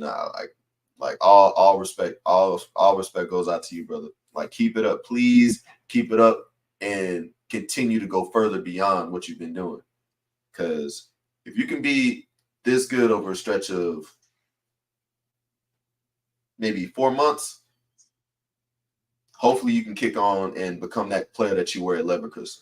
I'm hoping and praying for you, Habits. Like, hey, keep proving me wrong, brother. Keep proving me wrong. You've been playing well. And Saka, improve, brother. Martinelli, improve, or y'all need to get gone. Like, for real, y'all are pissing me off. Y'all can't be performing like y'all did last year and then coming to this season just stinking out the joint. You know what I'm saying? This can't happen. This can't happen. Not at Arsenal. Not at Arsenal. Fair enough. Do your job. Do your job, Edu. Do your job, Arteta. Go and get the players that we need to get. Go get the Elises. Go get the Ezes. Go get the go get all these ballers that can take our club to another level. You know what I'm saying? Provide competition with these scrubs that think they can come in and just put in a stinky shift just because they got nobody behind them. Nah. Nah, bin that. Put that mentality in the bin. I don't want to see it. Yeah, fair enough. Yeah, I was gonna say, I mean, regarding this game, I knew Arsenal were gonna get the 3 points, to be honest, against Bournemouth. I heard it wasn't like a normal Arsenal win, like it was a little sticky at times, but you guys got the win. In terms of just the season itself, because anything could happen. I think the title race is not finished yet. City could drop points. Do I see them dropping points? Honestly, don't. And that's the whole thing about this whole United game too, is that Arsenal could beat us, and that's 100% likely to happen too. But Man City could still win all their games, and that still means that, Man City win the league and Arsenal don't. In terms of this season, 100%, I mean, Arteta can't stay. I don't think he can, personally, I don't think he can stay after this season, because this is another failure yet again. And some Arsenal fans, not Eli, but some other Arsenal fans have said, Arsenal have been better this year. They've been scoring more goals this year against these teams, against that teams, this and that, whatever. But when it mattered the most, and I think of the Villa game, where I think you guys just didn't turn up at all, and that's the game where ultimately it could be that game where you guys bottle it if you guys beat us. So if you go back to that Emery game, that game itself tells you that I don't think Arsenal have really learned anything from last year. I don't think Arteta has learned anything from last year, because that's another bottle again. And you just can't keep this guy who hasn't won any domestic trophies, who has no idea of what it feels like to win, bar that FA Cup, bar that one FA Cup, who has no idea what it takes to win. And I've said this before too. Arsenal are one good coach away from being in that. They're already in that position to challenge, and I give credit to Arteta for bringing them to that situation itself. But they're one good world-class coach away from winning at least domestic trophies. And you have to look at the whole season in general. It's going to be a failure if they don't win this trophy. Like, if they don't win this league, the way they went out in the Champions League as well, not good enough. Against a Bayern Munich team that honestly is not the best Bayern Munich team. I could have done bits. They should have won, but just, it goes back to the whole season itself. If Arsenal don't win the league, it's definitely a failure, and Arteta needs to go. Because common denominator. Partey. Yeah. No Partey. No Partey. You know what I'm saying? No party if it ain't no Partey. That's how we lost against Bayern Munich. Both legs. No Partey was playing. And Partey, he came on in that first leg, and within a few minutes, you just see a huge difference. And he's the one that provided Saka with that chance. And this is one reason. This is one thing that I hate about Saka. I hate this about this guy, yo. He always tries to buy a penalty instead of trying to do the right thing and trying to bypass the goalie or something like that. He always tries to buy a penalty. You got two players out wide. You got Declan Rice coming in. You got Trossard coming in. Open net. Just pass the ball. Pass the ball. You know what I'm saying? And then the fact that we go up against Aston Villa, they're a weakened, it's a weakened side, but you just have the unmitigated gall, the absolute arrogance not to play Thomas Partey. Why? Why is Jorginho in there? I don't understand. Or if you're gonna play more attacking, why put Havertz in the midfield when you know it hadn't worked for 24 games? 24, 30 games of the season that did not work. Why is he back there? Just keep him up top. Have Martinelli's not playing well. Put Trossard on the left. If Saka ain't playing well, you can put Reece Nelson. You can put Jesus there. You can probably even put Martinelli there, or whatever the case may be. There's options, and then you can put ESR in the middle. There's options. You got options. Yeah. It's just infuriating to me that a manager that's supposed to be the best young manager in the world or whatever the case may be can't see this. Yes, I know. I know Jesus stinks. I know Jesus stinks. I know he stinks, but he's been playing better than what Saka has. You know what I'm saying? Mm-hmm. I'm just throwing suggestions out here. Bro, extending Jorginho is the most ludicrous thing that we could do. Honestly, just get rid of Jorginho. We can keep Partey for another year. Just extend his contract. We don't even have to extend his contract. Let Partey see his contract out. He can mentor whoever we bring in. We can rotate them in and out. You know what I'm saying? And then just let him go on a free book because we're probably not going to get any money from him in the summer. Just let Jorginho go. Let Jorginho go. We don't need him. We do not need him, but I know it's like, experience in the locker room. Nah, bun that. I'd rather keep Elneny over Jorginho. That dude cannot move. Has like 34 pace on FIFA. Don't need that. At least Elneny can move around in the midfield a little bit. You know what I'm saying? Not that we should keep him either, by the way. I'm just saying we should get rid of him as well. We need to clear out. We need to clear out. It's crazy. Yeah. Fair enough. De Niro, we'll get your thoughts on the game, Arsenal and Bournemouth, just Arsenal title race in general. Let us know, bro. Floor is yours. And then after that, we'll go to the Mud Brother Challenge and we'll do the predictions and stuff like that. So, yeah, floor is yours. Well done, innit?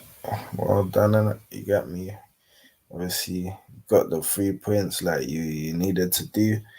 Obviously, like Eli said, innit? The Thomas Party thing is the difference. You get me? Like that's just it's a lot of a difference for your team. I feel like Arteta, you get me. This is like I feel like it's now or never, innit? You get me, bro? Like, but obviously, it may be a never because we know how City are. They continue to win games and just continue to just be like anything you can do, I can do better. But yeah, man, like I do believe that Arsenal are just doing what they need to do now, innit? Do you get me? Just get 3 points on the board and just try to win every game until the end of the season. I do believe that the reason why I think Arteta will still be criticized is because there was games that you could have won that you wouldn't even need to be doing what you're doing right now. You would have been already clear. You probably would have won the league guaranteed. But because you dropped points in that, especially that Villa game, I feel like it just messed you lot up. And you get me, like I said, that game messed you up due to probably Arteta mistakes. You get me, bro? Like this is just what it is. Playing a Saka, who's you can see has just been overplayed. I don't think I rate Saka, and I don't think it's gonna be one of them things where it's like he's just gonna drop off and that's the end of him. Like I feel like he'll have a revival, but bro, just give the guy a break, bro. The whole reason you get squad depth is to be able to rotate players, bro. Like you've bought these Kai Havertzes, you've bought these Gabriel Jesuses, you've bought these Trossards. You get me, bro? Like, bro, just rotate players, bro. It's not that deep, bro. Rotate players, see how they play, bro. You got a good enough team to do it. Trossard has been your gunman. It's not really been Saka that's been your gunman, so you can drop him. Do you understand? You can drop him, and like I just think, like I said, once again, at the end of the day, I think Arsenal fans can just look at the game against Bournemouth and just kind of look at it and just be like, you know what? I may not be happy with this, and this, but 3 points is what matters at this rate, innit? So I'll take the 3 points. But yeah, man, like, literally, bro, I think 3 points is what you did. One convincingly, to be honest. You get me? I think once that the penalty happened, it was due to be game over. I've said that any game Arsenal go 1-0 up in, they're due to win the game. But let's see what Arsenal can do against Man U this weekend, innit? Just literally, yeah, bro. Yeah, pretty much. Yeah, so there you go, people. Pretty much discussed all the games of the week. Obviously, CP had to leave. He's actually having some internet issues, so that's why he had to leave in between. But we will move on. We will go to the Mud Brother of the Week. Safe to say that there's two, one for the midweek fixtures and one for the weekend. So obviously, with that being said, I'm there for sure because we just lost 4-0. So I have my shot ready. And M. De Niro, will also agree that you will be there too because you guys lost to Chelsea in midweek. So it is us two taking our shots for this week, man. We are the Mud Brothers of the week. So big up to you, De Niro, man. Yeah. Give me 1 sec, bro. 1 sec. Let me pattern this. Oh, that's rough, man. Oof. Ooh. Hey, so pick me up. That really does pick you up, man. Fuck. But yeah. Spoopy shot for next week. Yes, I'll make him take it before we start the show. He's not missing that shot. 100%. Nah. You missing that. He thought he got out. He thought he got out of it. He thought he got out of it. He's not getting out of that. He's gonna take it before we start the show. Yeah. Before we get into all the segments, I'll have him take it in the intro. But yeah, man, my brother of the week. It's only rightfully so. Freaking hell, that's another shot that I've taken. I've been taking a lot of them recently. M. De Niro too. He's been taking them a lot recently too, man. 4 weeks in a row. It is what it is. Yeah. Well, really, 2 weeks. True. 2 weeks. 2 weeks. Yep. Yeah, because that is pretty much it. It's like midweek and then weekend, midweek, weekend, because they had a bunch of games in hand. Yeah, that's right. But yeah, big up. Run up the likes, people. If you guys don't already know, definitely make sure to run up the likes. Subscribe to Eli. Definitely follow his YouTube channel. Follow his Twitch channel too. And M. De Niro's channel too, man. M. De Niro Official, I believe that's what it is. Links are in the description, so make sure to subscribe to them. We're just waiting on M. De Niro to get back, and when he does, we will do our Premier League predictions. We also have Champions League predictions, so we'll go through those too. Oh yeah. There we go. Good. Yikes. That is too purple. There we go. Hey, shout out to you, De Niro, man. My brother of the week. Here we go. Cheers, bro. Cheers, man. Cheers to you. Anyways, we'll move on. I know. I feel your pain, bro. I feel that pain. It's not nice, man. Nice. Yeah, it's not good, man. But yeah, we move on. We go to the predictions for the Champions League.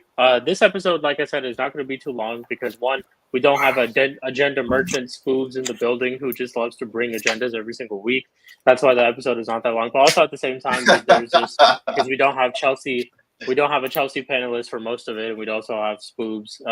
It does cut short a lot of time and a lot of segment too. But I think we're live for like an hour and 40 minutes, so we will be doing the Champions League predictions, the Premier League predictions, and then we'll be going off. But we'll start off with the first one tomorrow. PSG at home to Borussia Dortmund. Dortmund currently lead 1-0 in the tie. I think Dortmund go into the final. I'm saying it finishes 1-1. And Dortmund go through. Mbappe masterclass. 2-1. And can I just say something? Sorry to long this out, but I have to say this, man. Yeah. See, look, big up all the man them. I want this guy to do well too, but man them need to calm down with this Sancho thing. Yes, he cooked, did his thing and that. But bro, look, it's champs. A lot of man cook, a lot of man do their thing, bro. When the guy comes back, then we can talk about all of this. But for now, yeah, bro, well done. But you still haven't convinced me, brother. Not just yet, bro. Me personally, innit? That's just me. But big up Sancho, bro. You get me? Big him up still. Oh, hold on. De Niro, who you got on penalties, though? You said 2-1. It's already 1-0 Dortmund. Ooh. Yeah, it's already 1-0 Dortmund. It's already 1-0, innit? Actually, cool. 3-1, innit? 3-1. 3-1 PSG. Mbappe masterclass. Fair enough. Eli? Hey, I'm going the opposite direction. Do it for football. Sancho. Hey, Sancho. 2-1. 2-1 Dortmund. Let's go. 2-1 Dortmund. Fair enough. Cool. Then we got the fixture on Wednesday. Real Madrid at home to Bayern Munich. Currently tied 2-2. I think Real Madrid win. They go to the final. I'm going to say 3-1 Real Madrid. And De Niro? 2-0 Real Madrid. 2-0 Real Madrid. Eli? Same. Rodrigo 2-0 Real Madrid. masterclass. Yeah, Vinny and My Rodrigo are gonna cook. My baller. Vinny's goal against Better than Bayern Vinny. Munich at the Allianz. What a goal, man! Better That was than such a nice Vinny. goal. Hey, bro. I do you called know it then who- too. You know, I said give Vinny one chance, he'll score, and he ended up scoring. Yeah, go on. I was just gonna say, can you believe somebody was arguing with me last week? Yeah, saying how Rodrigo and Bukayo Saka are in the same masterclass. I said, bro, stop it, bro. Bro, That's who's crazy. smoking? Hey, who said that? Bro, I Hey, couldn't listen. believe it, bro. Yo, listen. Saka is not Crazy. fit to lace Rodrigo's boots. Same thing as Bellingham is not. He's not fit to lace Eze's boots, in my opinion. Bro, I'm telling you, I don't think he's that good, bro. Yeah, Kaneki. Yeah, man. Of course. Go ahead, Kaneki. 100%. Let me actually mod you as well, Kaneki. Hey, big up Kaneki. But yeah, big up Kaneki, man. Big up Kaneki. Every single time. I'm tired. I feel it, bro. I'm tired. Yeah. Bro, when he popped up with that, I'm tired, bro. I was in tears, bro. I was dead, yo. And why he said he was tired, he's like, "Hey, it's not even my club." Hey, yeah, man. I've known Kaneki pretty much since the start of this season. I've known Kaneki and spoken to Kaneki. Yeah, man. He's been finished since the start. He's not been vouching for any of this shit since the beginning. But anyways, let's go to Premier League fixtures now. This upcoming weekend, upcoming Saturday. So we'll start off with Fulham at home to Manchester City. I think Manchester City win. I don't think it'll be easy though, but I think they'll scrape it. I say 2-1 Manchester City. Hey, Manchester City are gonna slap them, bro. 3-0, bro. Fair enough. Eli? Hey, you know what? Man's cheesing, you know. Fulham, please, like you did against us, please do the thing against City. I need a scummy either 2-1. Like, you don't even have to win. Just give me a stinky draw, bro. Just give me a stinky draw. I'm saying 2-2. Hey, William, rise, my friend. Rise. Hey, please. Andres Pereira. Hey, do your thing. D Cordova Reed. D Cordova Reed. Come on. Yardman settings. I need you to do something. Where is it at the Etihad? See, I told you he's been tired since September. I told you since the beginning. Yeah. Since the beginning, he's been on United's case, bro. Every single stream. But what'd you say, Engineer? Is that the Etihad? No, it's at Craven Cottage. Oh, it's at Craven Cottage? Hey! Craven Cookout! Craven Cookout! I'm showing you. 2-1 Fulham. I'm telling you, bro. It's a 3-0 City. Craven Cookout. City are gonna. I think it's City, but it'll be tough. 2-1 City. Bro, do you know where City? Do you know where City? This is the thing, bro. What guys need to realize is that City are gonna slap every single team. The team who could do like 2 or 3 games left. Yeah. The only team that can do the madness is my team, bro. And knowing my team, this is why I get very annoyed. If my team, bro, beat these, my team better go out there and just roll over like a bad bee, bro. You see, like the hookers on the side of the road, they better do that.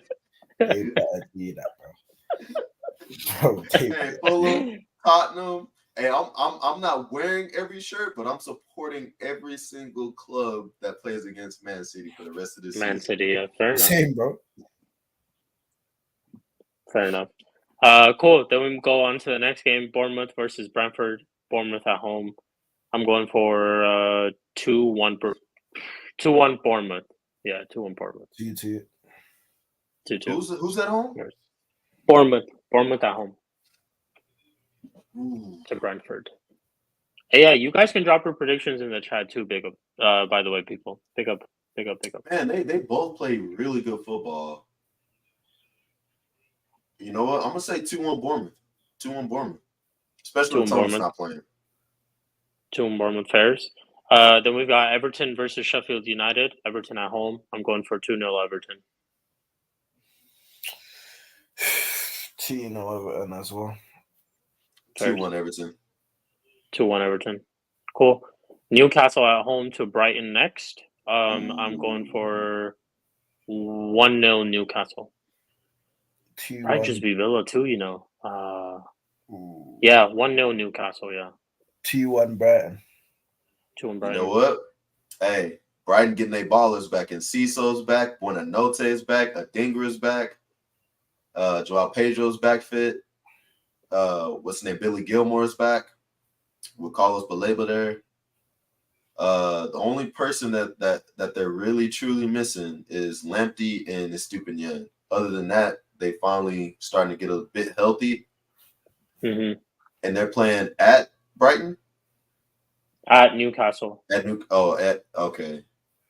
St. James Park, yeah. At St. James. I might have to reverse my prediction still. It's crazy. From 2020 to 2024, at Fulham Stadium, Manchester City have scored 7 goals against Fulham, and Fulham scoring a whopping 1 goal in 4 years against City. Crazy. Hey, let's hope Fulham do the thing. Let's hope not. You know, yeah. I love the Zerbi ball. I'm gonna go 2-1 Brighton. 2-1 Brighton. Fairs. Then we got M. De Niro's team, Spurs, playing against Burnley at home. At home at Spurs. I'm gonna go for 2-1 Spurs. What man has to make a prediction for this dead team? Yeah, you got to, man. Can't lie, man. Last time we played them, it was a bit beaky as well, bro. Like we beat them 1-0, but it was a beaky Pedro Porro banger that even got us through that game. Because when I tell you, Oda Bear was cooking us, bro, in that game. He was ridiculous. But yeah, we're winning it. We should, bro. Don't embarrass me, you know. But we'll win in it. But like we'll win like 3-1 or something like that. Yeah, 3-1.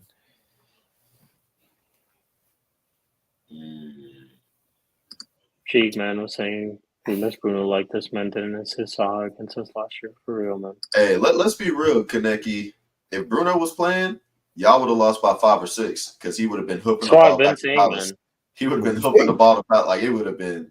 It would have been way worse. So first of all, right, for the people who've been saying that we like missed Bruno today, we can't really say that because this is the second game that Bruno has missed ever at the club. And it's the first time that he's missed it through injury. The first time he actually missed a game was through illness. This is the second time he's ever missed a game, right? And how can we just say that one assumption off of one real game that he's missed through injury? Like when he's in our team, we play worse. We could say we play the same way or we play worse. Like we lost 4-0 without Bruno, but we've lost 7-0 with Bruno. Mm-hmm. I still think he's your best player. You get. I'm just saying. Shameless. So shameless. What's the common denominator, though? What's the common denominator in both those games? Losing 4-0 without Bruno and losing 7-0 with Bruno. We didn't score at all in both games. We're shit in both games. Like we're just shit. That's just ultimately what it just comes down to. With or without Bruno, it is shit. Yeah, that's just what it is. But cool. We move on. Next game, West Ham. Did we get everyone's predictions? Spurs, Burnley? I was gonna say, you know, probably 2-2. 2-2. Yeah. First. Cool. Then we'll move on. West Ham, Luton. At home, West Ham. So I'll go for Desmond on this one. 2-2. 3-3. 3-3 first. You know, I don't think that West Ham have been playing for the manager. Like once they announced that he was leaving for the year, he's leaving. Yeah, bro. They were just like, yeah, we don't like this guy anyway. So we're just gonna stink it out. We're just gonna stink out the joint because I've never seen Paquetá play that bad. I've never seen Kudus just missing chances and stuff like that. Like it was bad, bro. So I think just mentally checked out. Yeah, they're checked out. They're just like, yeah, this season's done. Done. I'm gonna say 2-1 Luton. 2-1 Luton. 2-1 Luton. Bears. Then we've got Wolves at home against Crystal Palace. I'm gonna go for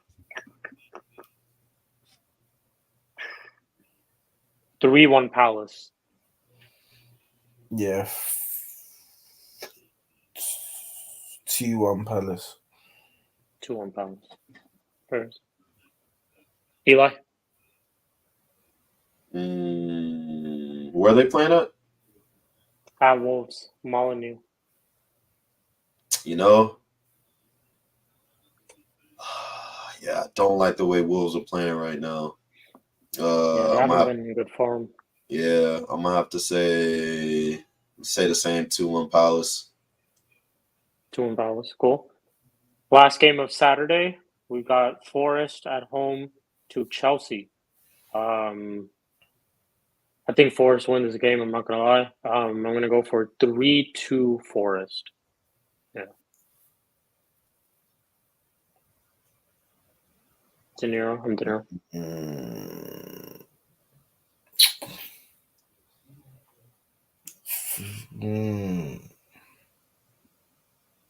Yeah, ban Chelsea, man. Listen, I'm going with the same thing as Sheep, man. Ban Chelsea, hold that. Neeks. Yeah, man. Anthony Elenga masterclass. Let's go. Come on, Anthony Elenga. Let's go, man. Eli? Forest versus Chelsea. Hey, Forrest, I need you to stop this hype train that Chelsea are on right now. I need you to stop it. But as much as I want them to, I don't think it's going to happen. 3-1 Chelsea. 3-1 Chelsea. Fairs. Then we got Sunday's only game and the big one of the week of the season. United versus Arsenal on Sunday. I think we can, even after the absolute abysmal performance today, I still think we can somehow stink a draw. I'm not even going to lie. I think we can. I'm going to go for 2-2. 2-2. 2-2, bro. 2-2. 2-2. Eli? Arteta, I'm telling you right now. Big up Do C9. not change that lineup. Do not change that lineup. Keep the same lineup that has won us the past couple of weeks. Do not change it. For real. Do not put Zinchenko in this team unless he's in midfield. Please do. I do not want to see that. Do not play Kivior at left back. I don't want to see that. If you lose or draw this game, I swear down, do not get on that team bus back home. Please just stay there. Stay there, fly back to Spain, whatever you got to do. I don't want you back at the club if you lose or draw to this team. That just It'll be a lovely episode, destroyed I'm not gonna lie. At Crystal Palace. Do not do this to me. C9. Do not do this to me. Please, please. I've been gassing you all season. I've been praising you when you got it right. Even though I didn't want you on my club, I've been praising you. I've been giving you your flowers. Please let me continue to give you your flowers. Please. With all that being said, 3-0 to the Arsenal. 3-0 to the Arsenal. Fair enough. Big up to C9. He says, blessing to you, bro. I've been here a couple times this season. I hear you, man. It's just we're dinnered. I'm absolutely dinnered right now, but it is what it is. But like I said, I still stand by this claim.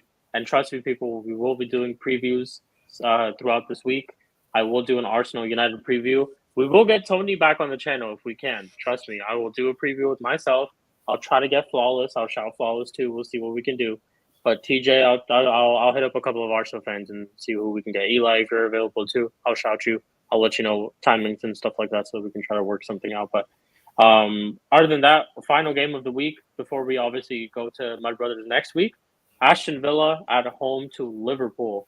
I hope up the Villa. I hope you guys absolutely batter these men. I'm going for. Even though I hope it's a battering, I'm going to go for 2-1 Villa. 2-1 Villa. 2-1 Villa. Eli?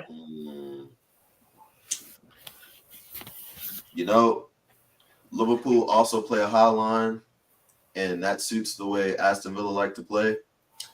Hopefully they get a couple of their key players back. I can honestly see Villa winning this 3-2. 3-2? Because their forwards are more clinical than Liverpool's forwards. It's really just going to come down to who's more clinical on a day. Remember I said that, but I'm still going for Villa because they still have more clinical finishes than Liverpool do. And Liverpool Bears, yeah. Ollie Watkins, man. Hey, hopefully you do your thing. But yes, people. Ollie, you must. For real, you must, man. With that being said, that has been episode 14 of the Mud Brothers Show.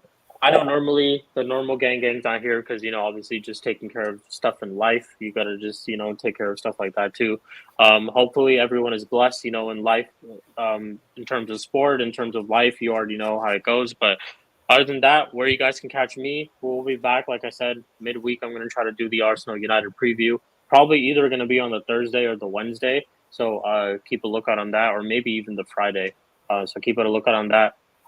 In terms of other stuff, watch along will be there, so I'll be there on follow the channel. Playback, I think today we're doing 2 streams, so you'll catch Eli, me there, and then throughout the week as well, playoffs and stuff like that. That's it for me. M. De Niro, I know you just dropped 2 videos on your channel. Definitely go check that out, people. Links are in the description. AJ, if you're still in the chat, please post Eli and M. De Niro's links. And yeah, let us know what you got coming up next, bro. Yeah, probably Wednesday or Thursday. First of all, actually, big up Sheik, big up Eli, my brothers, 100%, bro. Make sure you tap into this channel, keep subscribing, bro. We need this channel on 1,000 subscribers, bro, straight away, bro. And then obviously Eli as well, man. Make sure you tap into the Twitch, bro. Trust me, like, bro, if you want to go and see some entertainment on that Twitch, bro, get on there, bro. I've only been on there a few times, but bro, I'm telling you, bro, get on there. You soon be a big Twitch streamer. Get me casting that ain't got nothing on Eli, bro. Trust me, bro. But listen, yeah, man, big up. But yeah, man, this week, literally big up the chat as well. But yeah, this week I should be dropping like a preview to one of my next tracks coming out still on like Wednesday or Thursday still. So yeah. There we go. Eli, same thing for you, bro. Let us know what you got coming up. Hey, most up. Big up to you, Sheik, and big up to you, my guy De Niro. Big up to Curry P, who was there earlier. Big up to all the people in the chat. Y'all are always make what makes this thing go tick. Hey, make sure like, subscribe to Sheik TV as well as my boy M. De Niro official. You know what I'm saying? Go check out his video, his intro, and the latest video he just dropped. Fire vids. Hey, let me just tell y'all, this guy, he got a little flow to him. You know what I'm saying? Make sure y'all tap into that. Make sure y'all tap in. Cold. And the whip clean, bro. The whip clean. Hey, clean. Hey, De Niro's, he be flexing, you know what I'm saying? Go on ahead, brother. I see you, I see you shining. I see you. Hey, listen. Y'all next catch me on the playback, you know what I'm saying? And I'm gonna do my best to stream after we finish up with the doubleheader. I'm trying my best. I haven't been able to really stream as much because I've been real busy with work and getting ready to move and all that. So I'll be able to do it a lot more consistently once I move into my new place and get everything set up there. So, just be tapped in. Make sure you hit that notification bell. I may go live randomly whenever I can. So, yeah. There we go, man. So, yeah, people, that is it. That's pretty much been episode 14 of the Mud Brother Show. It's been myself, Eli, M. De Niro. Curry P was here earlier. We'll have Spoobs in the next one. And yeah, definitely, like he said, check out all our channels. Keep the notification bells on so you guys will know every single time we go live. And also every single time we go live on this channel for the Mud Brother Show. And when we have, when we try to do it a couple of hours after if United are playing a certain day and stuff like that. But with that being said, we'll catch you guys in the next one. And I hope you guys all have a blessed rest of your week up until the next Monday, man. We'll see y'all. We'll see y'all sometime soon. But I'll tell her out. There you go. I'll tell her in.